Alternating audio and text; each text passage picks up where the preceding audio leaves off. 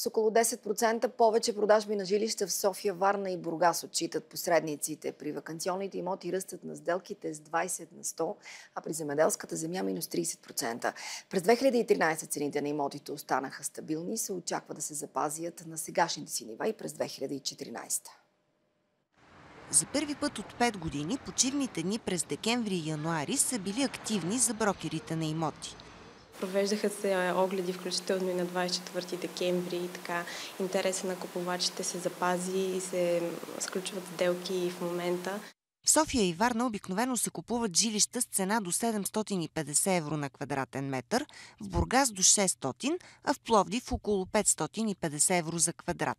Най-често се търсят двустайни жилища до 50 000 евро.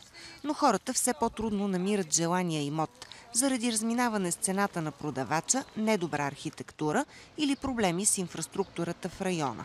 Затова пък купувачите напоследък взимат по-бързо решение, когато намерят подходящия имот. И също така се очерта една тенденция да са купувачите да търсят не в абсолютния минимум на цената, а едно балансирано съотношение между цена и параметри на имота. В рамките на процент и половина до 2% ще отбележим известно покачване на цените, но това не може да бъде една трайна тенденция, тъй като още и световната криза и финансовите проблеми в целия свят не предразполагат към сериозни инвестиции в недвижими имоти. Най-активен остава пазарът на земеделска земя, където се очаква сделките да се увеличават и през тази година. Не така обаче стоят нещата на офис пазара, където само за година цените са намалели с 20 до 32%.